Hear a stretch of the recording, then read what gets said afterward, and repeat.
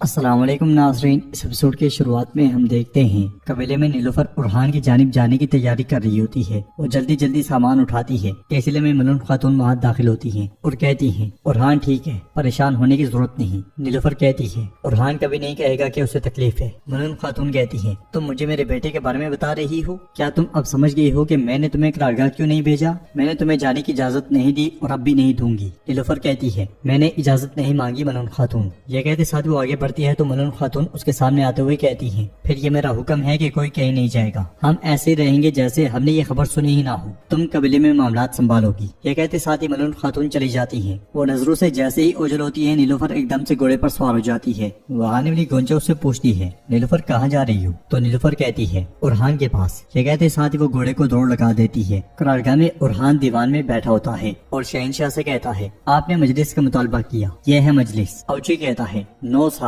سال ہو گئے ہیں، ہم دیواروں کو تباہ کرنے کا کہتے ہیں اور آپ کہتے ہیں کہ انتظار کرو گرنے والی ہیں۔ بورسا کمزور نہیں ہوگا بلکہ اس کے برعکس مضبوط ہوتا جا رہا ہے۔ جو ابن ارحان کہتا ہے ظاہر ہے انہیں کہیں سے امداد مل رہی ہے، ہم نے دیکھا اور پتہ چل گیا، اس کے علاوہ ہارے بغیر کوئی فتح نہیں ہوتی سرداران۔ تو سردار سمور کہتا ہے کون سی فتح 9 سال کا نقصان پورا کر سکتی ہے حضور؟ تو علاؤالدین کہتا ہے بورسا تمام زخم بھر دے گا۔ یہ سن کے سردار عبداللہ کہتا ہے میرے حضور زخم ٹھیک نہیں ہو سکتا۔ شہنشاہ کہتا ہے پھر بھی ارحان صاحب کی باتیں درست ہیں، آج کے نقصان سے بہت بڑا فائدہ ملا ہے۔ اس نے ظاہر کیا ہے کہ بورسا پر اچانک حملے کے بغیر قبضہ نہیں کیا جا سکتا۔ اوچی کہتا ہے 9 سال پہلے جب ہم نے یہ خیمہ یہاں لگایا تھا، پھر پیچھے موجود کتے کو دیکھتے ہوئے کہتا ہے یہاں تک کہ اس کتے کی ماں بھی پیدا نہیں ہوئی تھی۔ باقی سردار بھی اس کی ہاں میں ہاں ملاتے ہیں اور کہتے ہیں ٹھیک کہا، ہم کب تک انتظار کریں گے؟ علاؤالدین غصے سے کہتا ہے بورسا کی فتح کو آپ کتے کی عمر سے حساب لگائیں گے اوچی صاحب؟ سردار عبداللہ کہتا ہے حضور وقت برباد ہو رہا ہے، ہم خزانے سے محروم ہو رہے ہیں، ہم کب تک انتظار کریں گے؟ علاؤالدین کھڑے ہو کر کہتا ہے تم کیا کہہ رہے ہو سردارو؟ یہ ارحان صاحب کا فیصلہ ہے۔ سامنے سے اوچی بھی کھڑا ہو جاتا ہے اور کہتا ہے پھر ہم نے جنگ مجلس کیوں اکٹھی کی؟ وہ دونوں بحث کر ہی رہے ہوتے ہیں کہ ارحان مکہ میز پہ دے مارتا ہے اور غصے میں سردار اوچی کو دیکھتا ہے تو وہ ایک دم سے بیٹھ جاتا ہے۔ اس لیے میں جیرکتے وہاں پہنچتا ہے اور سینے پہ ہاتھ رکھتے ہوئے کہتا ہے عثمان صاحب کا سلام لایا ہوں۔ ارحان کہتا ہے وعلیکم السلام، لیکن آپ اتنی دور سے صرف سلام تو نہیں لے کر آئی۔ جیرکتے کہتا ہے شکست کے زخم بھر لو، 2 دن بعد عثمان صاحب تمام صدران کے جرگے میں انتظار کر رہے ہوں گے۔ یہ سن کر شاہین شاہ اور دیگر صدران مطمئن ہو جاتے ہیں، مگر ارحان کافی زیادہ غصے میں دکھائی دیتا ہے۔ بورسا میں گورنر ساروس فلاویوس اور اس کے بھائی کے ساتھ کھڑا ہوتا ہے اور نقشے کی طرف اشارہ کرتے ہوئے کہتا ہے اس بار بحری جہاز کو سنتونیا سے سامان لے کر کرگابورم کے ساحل سمندر پر اتاریں گے۔ اکتاویوس تم سامان لے کر بورسا میں لاؤ گے۔ تو اکتاویوس کہتا ہے آپ نے مقام کیوں بدلا؟ ساروس کہتا ہے ہم انہیں ہر بار ایک مختلف ساحل پر اتارتے ہیں کیونکہ ترکوں کے سپاہی آس پاس گھوم رہے ہیں، میں سامان خطرے میں نہیں ڈال سکتا۔ انہیں اگر ہماری خفیہ سرنگ مل گئی تو پھر اس کا مطلب ہے کہ ہمارا اختتام آ گیا ہے۔ فلاویوس اپنے بھائی اکتاویوس سے کہتا ہے ساحل سمندر پہ بہت بڑی مدد ہوگی اکتاویوس۔ پھر اسے پیار کرتے ہوئے کہتا ہے میرا بہادر بھائی، تمہارے لائے ہوئے ہتھیاروں سے ہم ترکوں کی قرارگاہ پر حملہ کرنے کے لیے طاقتور بن جائیں گے، جیسا کہ تم نے اور میں نے ہمیشہ خواب دیکھا ہے۔ ہم ترکوں سے آمنے سامنے لڑ کر اپنے باپ کا انتقام لیں گے۔ اب تم جا سکتے ہو۔ قرارگاہ میں ارحان بہت غصے میں آگے بڑھتے ہوئے اپنے خیمے میں جا گھستا ہے، مگر وہاں پہ نیلوفر کھڑی ہوتی ہے۔ ارحان پوچھتا ہے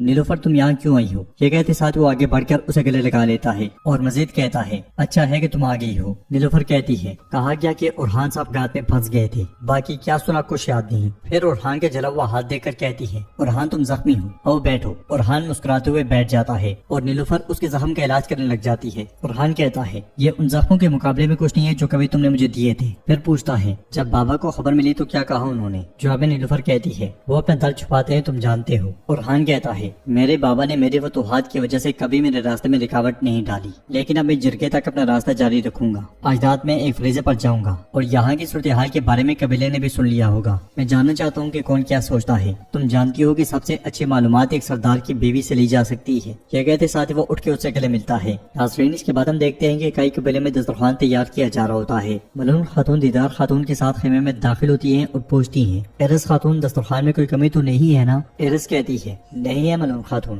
حلیمہ ایک دم سے کہتی ہے کیسے نہیں ہے؟ میرے بھائی نہیں ہے، میری بہن نہیں ہے۔ دیدار ایک دم سے کہتی ہے بالکل، فاطمہ خاتون پہاڑوں سے کب واپس آئیں گی؟ ہماری آنکھیں انہیں تلاش کر رہی ہیں۔ تو ملون خاتون کہتی ہیں وہ ایک اہم کام نپٹا رہی ہے، آپ جانتی ہیں کہ وہ کوئی کام ادھورا نہیں چھوڑتی۔ حلیمہ کہتی ہے میری بہن کو واپس آ جانا چاہیے، میں اکیلے شکار پر نہیں جا سکتی۔ جواب میں ملون خاتون کہتی ہیں تم جلدی اپنے شوہر کے ساتھ شکار پر جاؤ گی، اپنی بہن کے بغیر بھی تم اکیلی نہیں ہوگی۔ پھر اسے پریشان دے کر کہتی ہیں تم اتنی حیران کیوں ہو؟ تم اور فاطمہ اب دونوں شادی کر کر لو۔ دیدار خاتون جلدی تمام سرداران کی خواتین کو ہمارے قبیلے میں مدعو کریں گی اور میں ان میں سے مناسب سردار کے بیٹے کا انتخاب کروں گی۔ حلیمہ ایک دم سے کہتی ہے میرے بابا؟ تو ملون خاتون کہتی ہیں بالکل فکر نہ کرو، تمہارے بابا بھی یہ بات جانتے ہیں اور انہوں نے منظوری دی ہے، تم دونوں کے لیے اور تمہارے بھائی علاؤالدین کے لیے بھی۔ اس لیے میں گونچا سلیمان اور قاسم کو لے کر وہاں داخل ہوتی ہے۔ دیدار ان سے پیار کرتے ہوئے کہتی ہے میں جب بھی انہیں دیکھتی ہوں یہ مزید بڑے لگتے ہیں۔ یہ سن کے وہاں داخل ہونے والے عثمان صاحب کہتے ہیں یہ بڑے ہوں گے اور عظیم چنار میں بدلیں گے جو ہمارے قبیلے کو کھڑا کریں گے۔ عثمان صاحب کے کہنے پر وہ سب ان کے ساتھ بیٹھ جاتے ہیں اور نیلوفر کو وہاں نہ دیکھ کر عثمان صاحب پوچھتے ہیں نیلوفر کہاں ہے؟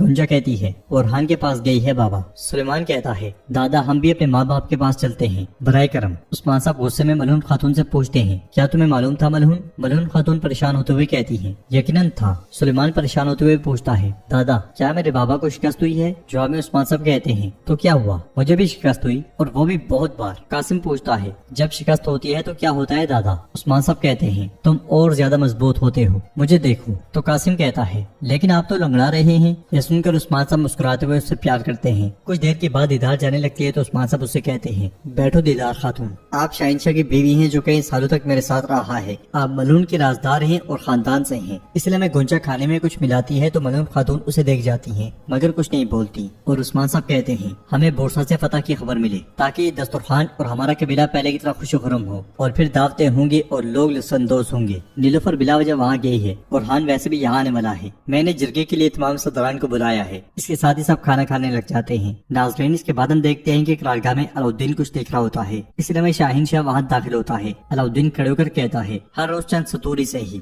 میں محاصرے کے دوران کا احوال لکھتا ہوں تاکہ یہ سطور مستقبل میں میرے بچوں کے لیے یادگار اور رہنما ثابت ہوں۔ شہنشاہ کہتا ہے آج لکھی جانے والی سطریں سب سے مشکل ہوں گی، ہم سب کے دلوں میں غم کی آگ بھڑک رہی ہے، ظاہر ہے عثمان صاحب کے دل میں بھی، بغیر کسی حاصل وصول کے برہان صاحب کو کھونے کا غم، اس لیے وہ جرگہ بلائے ہوئے ہیں۔ علاؤالدین کہتا ہے شاہین شاہ صاحب آپ کیا کہنا چاہتے ہیں؟ تو شاہین شاہ کہتا ہے یہ پیش رفت بلائی کا پیش خیمہ نہیں ہے علاؤالدین صاحب۔ علاؤالدین کہتا ہے میرے بابا جنگ اور جرگے دونوں میں اپنے دماغ اور دل کو ہم آہنگ کرنے کی مہارت رکھتے ہیں، آپ طویل عرصے تک ان کے ساتھ رہے ہیں، میرے جتنا تو آپ بھی انہیں جانتے ہیں۔ شاہین شاہ کہتا ہے تمہارے بھائی کو پہلی بار شکست ہوئی ہے علاؤالدین، تمہارے بابا بہادری میں تمہارے بھائی پہ اور ذہانت میں تم پہ بھروسہ کرتے ہیں، ظاہر ہے کہ بورسا کو فتح کرنے کا واحد راستہ ذہانت کو بہادری سے برتر رکھنا ہے، تمہیں اس فریضے کا طلبگار ہونا چاہیے۔ علاؤالدین کہتا ہے شاہین شاہ صاحب میری ذمہ داری میرے بابا جو کہیں گے اسے پائے تکمیل تک پہنچانا ہے۔ شاہین شاہ کہتا ہے تم جو بھی کہو گے اور جو بھی کرو گے میں تمہارے ساتھ ہوں۔ یہ کہتے ساتھ ہی شاہین شاہ چلا جاتا ہے۔ ناظرین اس کے بعد ہم دیکھتے ہیں کہ قبیلے میں عثمان صاحب سو رہے ہوتے ہیں اور خواب میں دیکھتے ہیں کہ ارحان رسی اٹھائے ان کے سامنے کھڑا ہے اور پوچھتا ہے